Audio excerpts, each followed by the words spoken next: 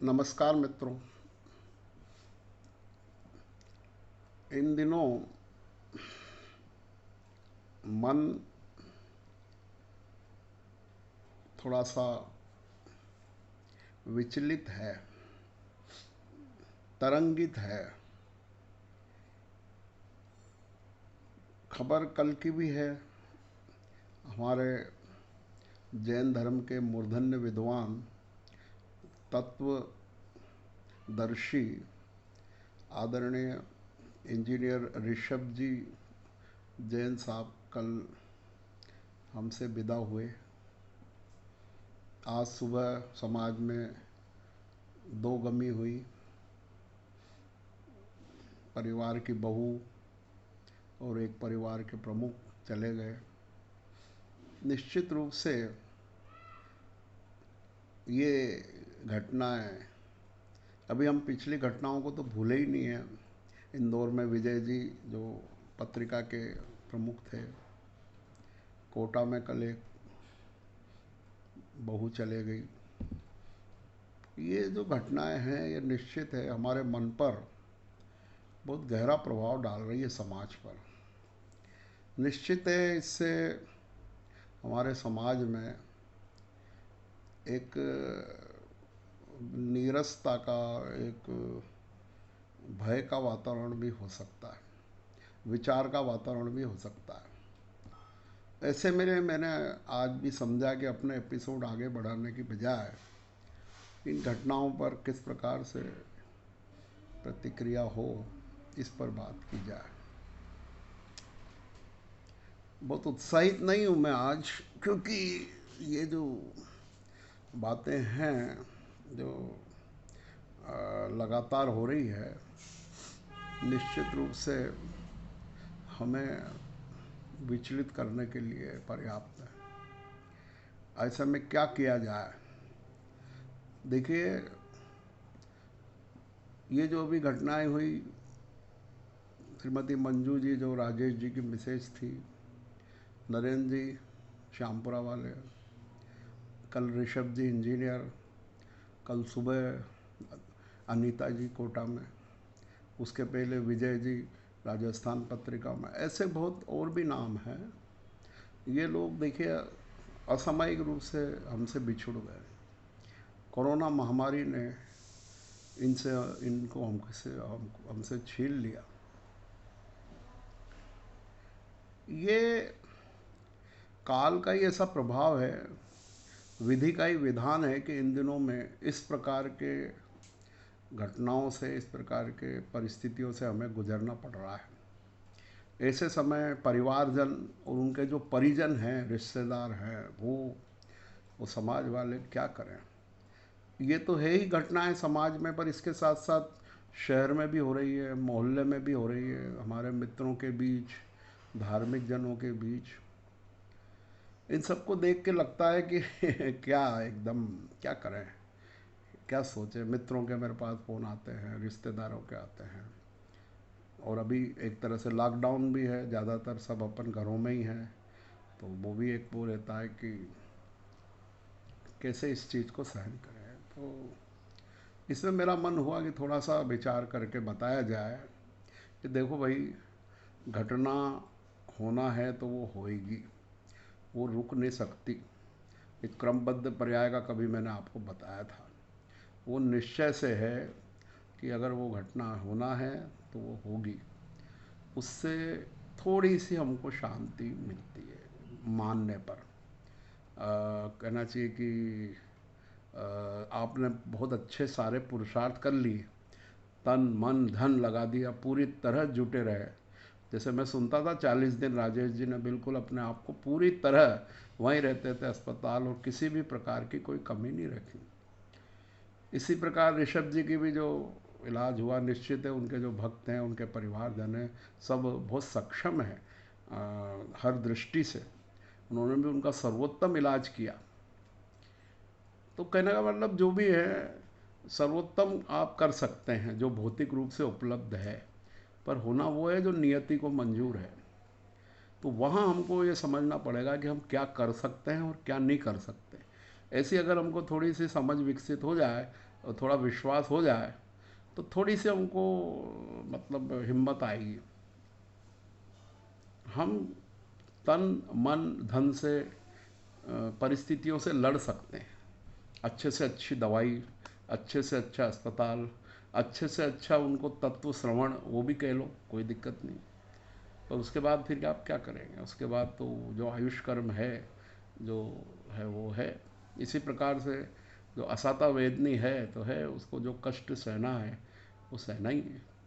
और हमारा भी ऐसा उदय आया है कि हमें शोकाकुल है। तो ऐसे में क्या सोचे? तो मैं समझता हूँ इसमें तत्व विचार के अलावा कोई रास्ता नहीं है। हमें विचार करना ही पड़ेगा कि ये मैं कर सकता था और ये मैं नहीं कर सकता हूँ। तो जो नहीं कर सकता हूँ और वो होता है, तो उसको स्वीकार करना ही सर्वोत्तम उपाय है। जैसे कहते हैं ना कि ध्यान, आर्त ध्यान, रौद्र ध्यान, धर्म ध्यान और शुक्ल ध्यान, ये 4 प्रकार के ध्यान बताए गए हैं शास्त्रों में। तो आर्त ध्यान और रौद्र ध्यान कर्म बंध का बहुत तगड़ा कारण है। अगर हम बहुत दुखी होते हैं, परेशान होते हैं, अपने आप को दोषी मानते हैं, डॉक्टर को दोषी मानते हैं, परिस्थितियों को दोषी मानते हैं, हम अपने आप को दोषी मानते हैं कि मैंने पहले इलाज क्यों नहीं कराया, देर क्यों कर दी, या इस अस्पताल में क्यों नहीं ले गया, उस अस्पताल में क्यों नहीं ले गया, ऐसा सोचते हैं आप। या ऐसा क्यों नहीं हुआ, उसने ऐसा क्यों नहीं करा। तो इससे आर्त ध्यान रौद्र ध्यान जो है, इससे निश्चित है कि होना तो कुछ है नहीं, और निश्चित है आपको और असाता के ही कर्म बंधेंगे। इसलिए हमें ये कहना पड़ेगा कि भाई हमने अपनी बुद्धि अनुसार, अपनी आर्थिक क्षमता अनुसार, अपनी पहुंच अप्रोच के अनुसार सारा कार्य अच्छे से करा। अब उसके बाद हर काम अब क्या हाथ में ही थोड़ी है। उसके बाद तो नियति तय करेगी कि क्या करना है। ऐसा कहते हैं ना, man proposes and God disposes. ये भी है ना कि आप तो प्रपोज कर सकते हो, उसका जो डिस्पोजल है वो नियति के हाथों में, कर्म के हाथों में है ना। तो ऐसे करके आपको शांति मिलेगी। इसी प्रकार से परिजन भी इससे सीख लें, जो भी हमारे आसपास के लोग हैं, परिवार के लोग हैं, कि देखो भाई, जीवन क्षण भंगुर है। और याद रखें, बिल्कुल उसको मैं फिर दोहराना चाहूँगा आज, कि बताना चाहूँगा क्या है। राजा राणा छत्रपति हाथिन के असिवार, मरना सबको एक दिन अपनी अपनी बार। दलबल देवी देवता मात पिता परिवार, मरती बिरिया जीव को कोई न राखन हार। कोई भी नहीं बचा सकता, कोई न तंत्र न मंत्र, न राजा राणा, कोई भी कहो, कोई नहीं बचता। बड़े बड़े उद्योगपति चले गए, बड़े बड़े धार्मिक व्यक्ति चले गए, बड़े बड़े राजनीतिक व्यक्ति चले गए, बड़े बड़े फिल्मी स्टार्स चले गए, जिनके पास सब कुछ था। अमेरिका में चलाया इलाज है, एक एक साल तक इलाज चलाया, करोड़ों रुपए लगा दिए, पर अंततः वही हुआ ना जो होना था। तो ऐसा हमको थोड़ा सा परिजनों को इससे शांति मिलती है कि भाई हमने अपनी बुद्धि अनुसार जो भी कार्य किया, इलाज किया, वो हमने सर्वोत्तम किया। और उसके बाद नियति को स्वीकार करें। जितनी जल्दी आप नियति को, परिस्थिति को स्वीकार करेंगे, उतना आपको शांति प्राप्त होगी और नए कर्मों का बंधन नहीं होगा। अब रहा सवाल उनकी रिक्तता का है, तो वो रिक्तता की पूर्ति तो व्यक्ति की हो नहीं सकती, आपको तो उसका सपोर्टिंग होना ही पड़ेगा। हमारे परम मित्र रमेश चंद जी हैं, उनकी पत्नी चले गई। अब देखिए, अब वो भी, मैंने उनको यही कहा कि भाई आप माता पिता दोनों का रोल निभाओ, अब आप अपनी ड्यूटी करो। तो ऐसे ही मैं राजेश जी से भी कहना चाहूँगा, भैया अब आपको अपने माँ और बाप दोनों का रोल निभाना है, अपने कर्तव्य को जागृत करना है, अपनी नई परिस्थिति के अनुसार फेस करना है। ऋषभ जी के पुत्र हैं पुनीत जी, वो काफ़ी अमेरिका रहे नौकरी में, पर अभी यहीं हैं। अब उनकी भी ड्यूटी बढ़ गई, उनको भी अपना कर्तव्य निभाना पड़ेगा। नरेंद्र जी है, उनका परिवार है, अब उनको बिना पितृ छाया के रहना पड़ेगा। हाँ, कोटा में अनीता जी के बिना बहू के रहना पड़ेगा। तो ये जो विपरीत परिस्थितियां हैं, ऐसे ही रूपचंद जी साहब की जो छोटे भाई हैं, उनकी पत्नी, इसी प्रकार से आदर्श नगर में पदम जी चले गए। अब नाम कितने लूँ, जो मेरे को याद है थोड़ा बता रहा हूँ आपको। तो कहने का मतलब बहुत उनके बिना रहना कहना चाहिए। ये बोला एक कठिन विषय है कि उस परिजन के बिना रहना, माता पिता के बिना रहना, भाई के बिना रहना, पत्नी के बिना रहना, बहुत है ये, एक सेंसिटिव मैटर है, परंतु रहना पड़ेगा। और फिर आपका कर्तव्य हो जाएगा कि आप माँ का बाप का दोनों का रोल अदा करो। और फिर तत्व विचार, तत्व विचार, तत्व विचार खुशी से सब दुख संकट सहा करे। ये मेरी भावना में आता है। तत्व का विचार करना पड़ेगा। तो तत्व यही कहता है कि मैं एक द्रव्य दूसरे द्रव्य का कुछ नहीं कर सकता, उसके जो उदय हैं वो हैं, मैं सपोर्टिंग रह सकता हूँ, दूर नहीं कर सकता। कई बार हमको लगता है मैं इनके दुख दूर कर रहा हूँ। अरे आप दुख निमित्त तो आप दुख दूर नहीं कर रहे हो, उसका उपादान है कि उसके दुख दर्द हो रहे हैं, आप निमित्त हो। अब कुछ बेसिक सिद्धांत है। एक चीज़ और मैं यहाँ इस कहना चाहिए अवसर पर, क्या कहना चाहिए, मौके पर कहना चाहता हूँ, भैया मनुष्य जीवन की सार्थकता धार्मिक ज्ञान करने में ही है। और कोई चीज़, कितनी भी फैक्ट्री खोल लो, कितने भी बड़े पद पे चले जाओ, कितने भी फ्लैट बना लो, मकान बना लो, बंगले बना लो, कुछ नहीं है। कितना भी पैसा इकट्ठा कर लो, भैया अब समय आ गया है हम सबके लिए कि हम अपना समय धार्मिक ज्ञान के लिए दें, तत्व को समझें।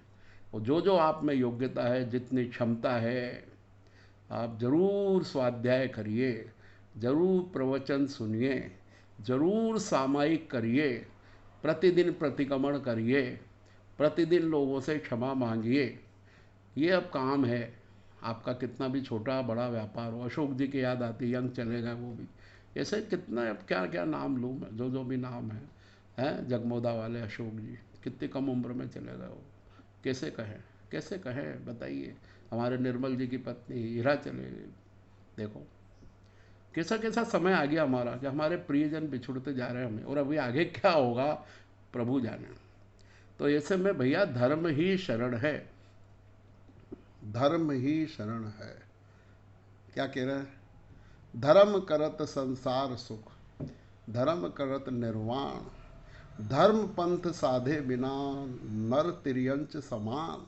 ये मैं दोहे गा नहीं रहा हूँ, इसका मर्म समझें कि हमें धर्म ही करना है, हमें धर्म ही शरण है और न शरणा कोई।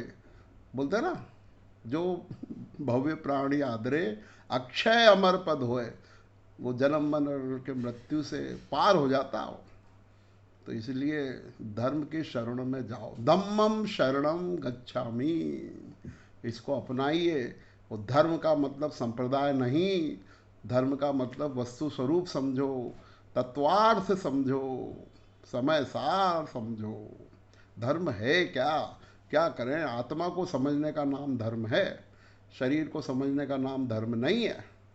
इसलिए ऐसे समय पे ये ऐसा हमको ठोकर लगी है, घटनाएं हो रही है, ऐसे में हमें धर्म के शरण में जाना है। कोई भी हो, कोई सा भी धर्म पालता हो, कैसा भी रहता हो, गांव में रहता हो, शहर में रहता हो, उसको धर्म पालना चाहिए। ऐसे समय में हम धर्म का सहारा लें, धर्म को दृढ़ता बनाएं, और निश्चित रूप से बड़े मजबूती से अपने आप को खड़ा करें, और बहुत अच्छे तरीके से मजबूती से कह के, खुद हिम्मत करके अन्यों को भी अपने को हिम्मत देना है। ऐसी बात करके आज की बात मैं यहाँ पर पूरी करता हूँ। आशा है हम अपने जीवन में धर्म को और गहराई से और पकड़ करके अपनाएंगे और इन घटनाओं से सबक लेंगे। बहुत बहुत धन्यवाद।